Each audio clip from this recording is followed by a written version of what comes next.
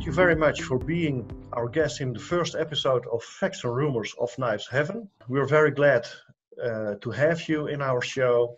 Maybe you can introduce yourself and your company. Great, thank you. Thank you for having us. I'm Jonathan Wegner. I'm the Vice President of Brand at SOG or SOG, both are acceptable. And with me, we have Keith Paxton, General Manager of International Sales, who's based in France. So he heads up our European and especially, but also all international. And SOG, for those that don't know, we're nearly a 35-year-old company, started by Spencer Fraser in 1986. He wanted to recreate the Bowie knife carried by members of the US Special Forces Group, Maccabee SOG, and that business just grew and grew into what it is today, where we do a variety of knives and tools and other preparedness gear. Okay, thank you very much. Unfortunately, we cannot ignore the COVID-19 pandemic going around. So let's get that out of the way. How does this affect you and SOG? There's been slight disruptions to our supply chain, but really it's only disrupted us in terms of a number of weeks with our projects. But for the most part, we're still operational. We're all working, even though it's from home. Okay. We're still developing new products. We're still shipping. It's about as normal as it can be at this moment. For the most part, it hasn't been hugely impactful to the business. We've seen some changes in how people purchase items, but beyond that, it hasn't been a huge disruption to what we are doing at the moment. Okay, that's good to hear, because I got worried. Last week I spoke to a dealer and he told me that his revenues were almost decreased till zero. Maybe 15 or 20% remained of his regular revenue. So good to hear that your revenue has not decreased that dramatically. We have certainly seen a shift from physical retailers and purchasing habits there. Yeah. They haven't been completely wiped out. Instead, there's been a bit more of a emphasis on online buying. And a lot of our retailers, at least in the US, have already been set up for some time to be able to accommodate that. From a European standpoint, certainly some of the distributors we work with are working with some very strong online internet-based companies. So that's held up some of our business. And the other thing, which is sort of pretty relevant, is we're involved in contracts in terms of military, police, fire, rescue. Those contracts tend to run for a period of time. So they're still happening. We're still managing to supply and support all of those contracts. But depending on some of the countries, you're absolutely right. Some of the retail businesses are hurting pretty badly at the moment, but dealing with it as best they can. Yeah. Well, what Jonathan said, his last words were accommodate. I think we all have to accommodate to the new situation. And of course, contracts will continue. That's a good thing to have contracts with military and police and first responders and that kind of organizations, of course. Okay, SOG launched a new marketing strategy and teamed up with a new marketing partner. We are curious, what was the reason? What is the current status regarding implementation, and how does it work out so far? So we just launched at the beginning of this year at the SHOT Show, which is the official launch here in the US. But globally, the brand has already repositioned itself. And it's the result of something that's been worked on for a number of years now. Even prior to my coming on with SOG nearly 3 years ago, the company was already going and moving towards a new direction. And we wanted to be able to communicate where we were going with this updated direction, which ultimately is to better serve, and not just professional users, which we're really well known for in the tactical space, but really starting to develop focused products for outdoor and daily carry. And a lot of this is driven by going back to our roots, going back to how Spencer started the business by working with end users very closely and working with them to understand their use modes, use needs, desires, those sorts of things. So what you see as part of our new branding is that we've expanded SOG to the acronym, which has always stood for Studies and Observations Group, but we've never really talked about it. So this is really important to us because it reflects the way that we develop our products, which is we work with end users to study, observe, understand, apply, and repeat those learnings in a repetitive process until we get to a place where we're happy to release the product. So it's a process that now is at the core of everything that we do. And users are very much at every step of the way to help us develop something that ultimately results in a higher quality, more focused product. Okay, that's clear. I think that's maybe the most difficult part of a company growing. Stick to the roots, stick to the original strategy, because when you are underway, there will be a lot of distraction and new opportunities, and it's very difficult, I think, to keep focus on your strategy and vision. What does this new strategy mean for SOG knife buyers? So the shifting towards the original strategy. I think the buyers really it's more aligned to their needs. We're building in sort of focusing more on the actual end user and the category. It gives us an opportunity to build products really very, very precisely for the end users. Jonathan and the team have segmented that out extremely well. And so we've defined them as professional, military first responders, outdoor, which would be hunting, fishing, trekking, adventure, and then daily, which is really people that are carrying products on a daily basis. And so the biggest difference that the buyers will see is that the products will be much more finely tuned to their needs as individuals within those categories. And that's a huge difference from companies just producing fixed knives and folding knives. So it's definitely an ability for us to be able to deliver something that is really, really something that functions extremely well for those professionals or those outdoor people within those categories. If I understood it well, summarized, you will be more adaptive to professionals, to the outdoors, and the everyday carry consumers. Correct. Okay, okay. But there is, of course, the division between those three segments. Yeah, they'll be far more distinct. And when you look at our professional products versus our outdoor products versus our daily products, it's going to be very clear, which product is made for which user. I mean, before, I think part of our challenge was that we were so tactically and military focused that the expression of our products, even as outdoor or daily carry, looked far more like military products, which made it confusing for users and I think also for retailers. So this makes it far easier for people to look at any item from a distance and understand why it exists and therefore feel more at ease with it for the task that they need to execute with. I think this is a very smart decision. For me, it's totally clear. So it should be for everybody. if I understand it, everybody can understand. So I'm curious. Yes. I'm personally curious. Is SOG intending to use the new developed XR locking system for all folding knives in the future?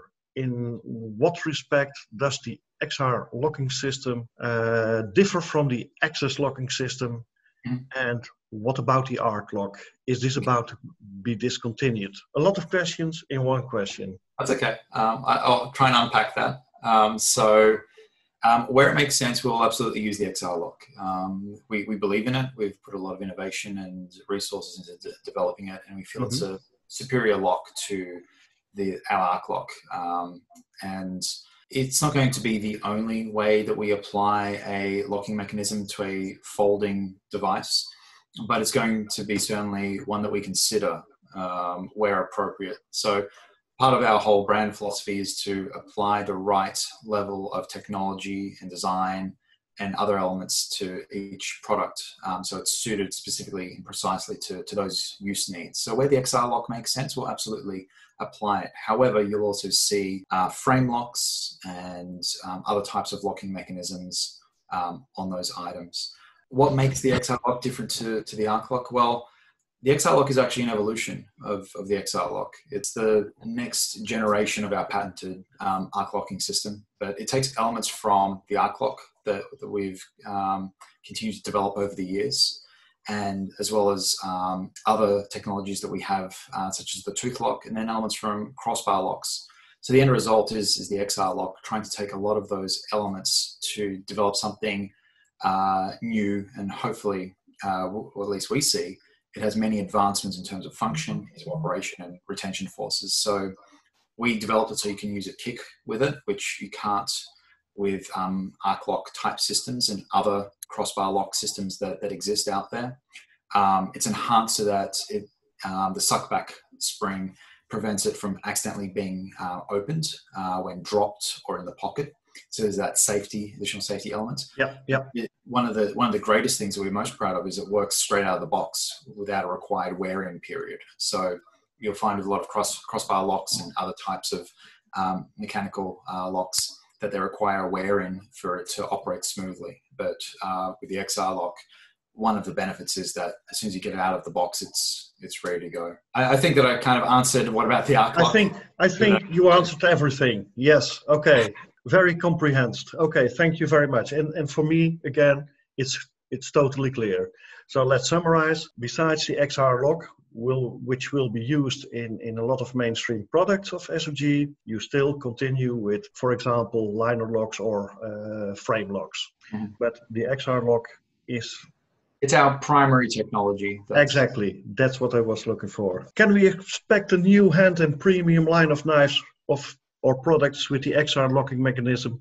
For example, like the Tomcat, the Fat Cat, and the Architect, that kind of knives? Yeah, absolutely. We started wonderful.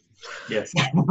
We started by applying the XR lock to Terminus, which is a daily carry knife.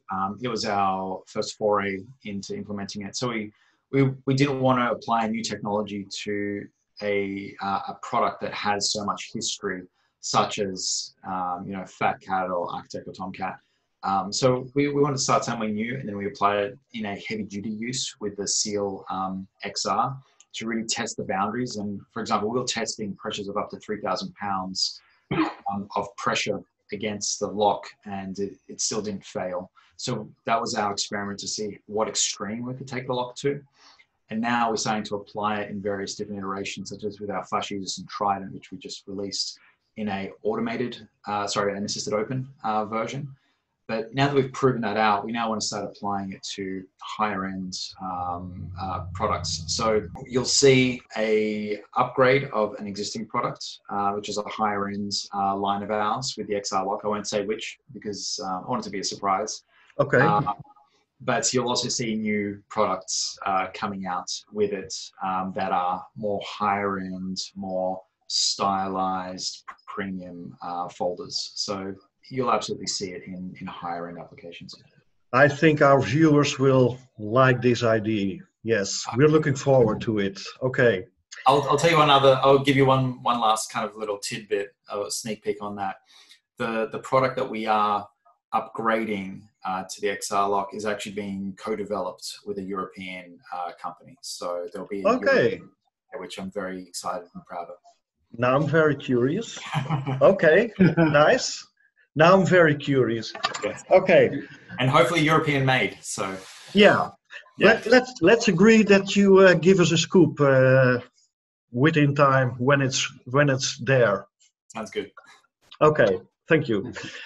What can we expect in the area of fixed blades? Because the fixed blades are the roots of SOG. Yes.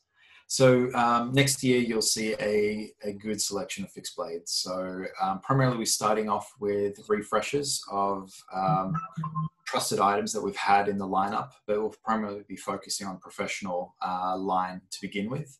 But then soon after that, it'll be more outdoor focused for hunting and camp and adventure fixed blades. So there is a very healthy lineup. We've just finished the design phase of those, and we're moving into prototyping. But very excited by what is coming out from that lineup, and hopefully, there's going to be some nice surprises for our end users as well, and where we've been able to take the fixed blades. They will have their own innovations that we've brought into them in the same kind of way that we're applying the XR lock to our folders. So there'll be some signature designs that you'll start to see coming out with anything fixed from us. Can we also expect something for the everyday carry user? We haven't gone that far with fixed blades yet.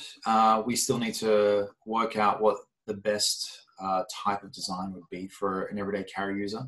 But it's certainly on under consideration at this time. In Europe, SOG is not so widely spread among knife buyers, especially the outdoors and the everyday carry users. So it's not so widely spread among knife buyers. Is SOG intending to do something about this? And I'm looking at Keith. Yes. For this question. Yes, and I guess I'm actually part of it. Yeah. What they're doing about it. I mean, in terms of Europe, you're absolutely right. We're not as well known maybe as some of the more popular brands, but it's really interesting that we have an amazing following. People do have an affinity and a love of the brand, and ultimately our push into Europe is to give them an opportunity to actually be able to purchase the brand and the products quite easily. So that's certainly one of the areas. The second is really, I'm working very closely building our distribution network. So we've got good partners in most of the European countries who can then work closely with the key retailers that we want to work with. One of the key strategies on the sales side in Europe is really to work with the right partners. We don't see SOG as a brand that we sell to every single partner, every single retailer, because there's an amazing story and heritage behind it. And when we work with retailers that can tell that story, we're successful. And so that's one of the main pushes that we're currently involved in. And the quality of those partners is very important to us. And we do have some established partners that we've had for a long time. And because of all of the innovation and changes and strategy changes that we've made and Jonathan and his team have implemented, a lot of those existing partners are also getting very motivated and excited again about the brand, because we're going back to our roots, and they certainly and they like that, and they enjoy having amazing technology that's very, very relevant. The quality that they originally saw, coming back very, very strongly. So it's an exciting time to be involved, to be honest, in the European side of the business and internationally. Our Asian business, and in terms of the Far East, is starting to happen as well. So there's a lot of very interesting things that we're getting involved in. I can imagine it is exciting to implement this new strategy, to be part of the growth of a company. Can I actually, do you mind if I add a little thought to? No, of course. Go ahead. One other thing that we are doing to help enter Europe more strongly than we have in the past is ensuring that we have the right product to enter. There are a lot of legal considerations and requirements to be able to sell in certain countries. So we're in the process of looking at our lineup and seeing where we can adapt certain products to make them acceptable in those countries, be it based on blade length or mechanism. So there is a lineup that we're looking at to make, especially to ensure that we can have the knives legally in a lot more European countries. So expect more of a European-focused lineup of items in the near future. Yeah, I understand. And that makes Europe difficult because there is a lot of difference in legislation. Last year, SOG started legal action against unauthorized online resellers who are damaging the brand's reputation. Are you able and allowed to give us an update on this issue? Yeah.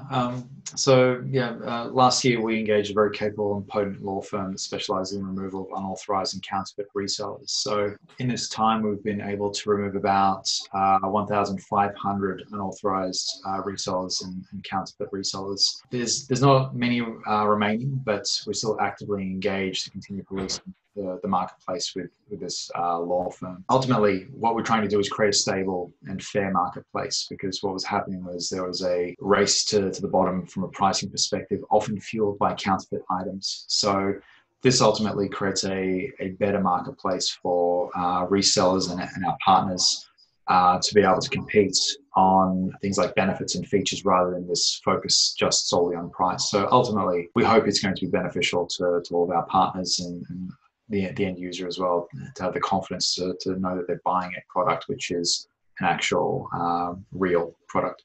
Another question, what is the vision and strategy of SOG for the long term as we speak? So you'll see a lot more focused collections coming from us with updates to well-known items, but collections of items for the three target audiences and users that we talked about of professionals, outdoor, and daily. So our intent is that rather than just release a single item for those as we release collections, it is instead a system of solutions. So you'll see once we start delivering more of the professional side and the outdoor side, that there'll be collections that aren't just knives and tools, but other items as well that are useful for those use case scenarios. But that's about as much as I can probably talk about the product specific side of things, but we'll absolutely see a higher level of quality, a lot more focused releases.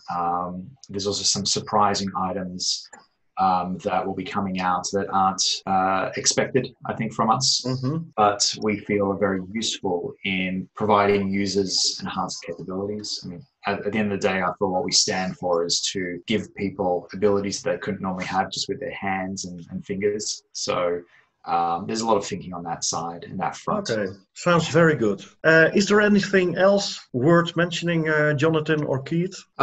I think just the final point that I'll make, unless Keith would like to also say something, is that our 2020 collections are starting to ship. So our refreshed Flash, Aegis, and Tridents with the new assisted open mechanism was released last week. I believe it's going to be available in Europe soon, and in the middle of this year, I think around June or July, our refresh designs of Pentagon Vision Ultra and SOG in XR lock form will be available at that point, as well as our assisted open multi-tool, which is the PowerAccess Assist MT. An assisted multi-tool? Assisted multi-tool, yeah. Oh, nice. Yeah.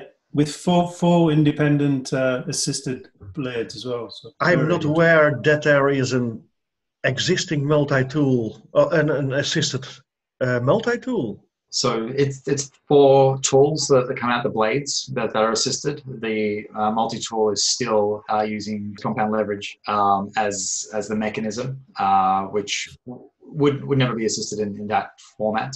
But it's around PowerAccess that we've designed this. So the thinking is that with our multi-tools and compound leverage, you can open them with one hand.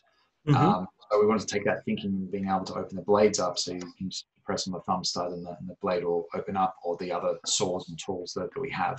So just continue a lot of that usefulness that often we're thinking and working with users and understanding how they use tools. And often they might be holding something with one hand, and just say you're up on a ladder, you need to open something up and you have your multi-tool with you, you can continue that kind of accessibility with your tools. I think people will appreciate that, both professional and consumers. Yes, I think a lot of people will appreciate that. Jonathan, Keith, thank you for being our guest in Facts and Rumors from Knives Heaven and telling about SOG and the new plans. We really do appreciate this. Hope to see you in our other episode with new facts. Thank you very much for having us, Hank. It's been a pleasure talking to you and having the opportunity to explain where we're going.